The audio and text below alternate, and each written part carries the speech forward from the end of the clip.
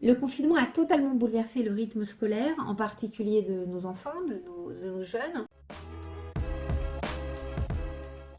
Et le vécu est différent selon l'âge des enfants, surtout au niveau scolaire.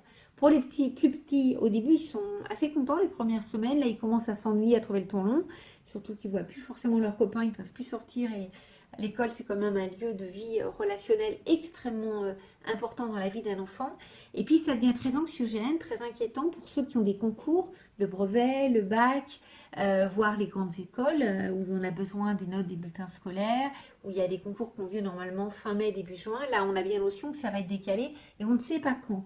Donc, les élèves sont stressés, les enseignants aussi, parce qu'ils sont tout aussi perdus, ils n'ont pas non plus de notion du temps de reprise. Et ça, c'est lié au virus. Et pour l'instant, même le conseil scientifique ne sait pas tellement à quel moment le pic de virus va arriver, à quel moment le confinement pourrait être levé.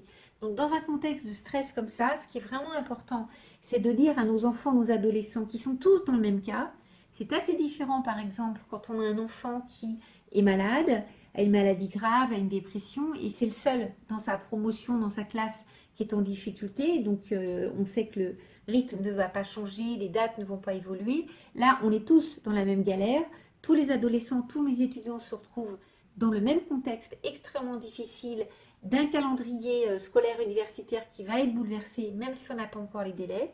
Donc se dire qu'on n'est pas tout seul, ça restaure le sentiment d'appartenance et du coup on est un tout petit peu moins stressé. Et puis on peut essayer de positiver quand même malgré tout en se disant que ça va nous laisser un petit peu plus de temps pour réviser, pour s'organiser, pour se préparer. Et bien évidemment, anticiper en se disant que le temps de vacances, le temps d'organisation qu'on a d'habitude de 2 ou 3 mois, va probablement être réduit pour pouvoir passer les épreuves, les examens. Donc c'est un confinement long qui ne va pas durer toute la vie, donc ça c'est important, pas plusieurs années comme pendant la guerre. Là c'est une question de semaines, voire de mois.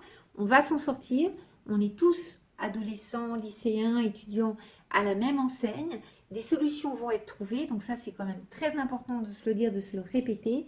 Et ça nous laisse du temps pour nous organiser mieux, pour réviser mieux et être au mieux le jour de l'examen. Et je l'espère pour chacun d'entre vous, d'entre nous, les réussir.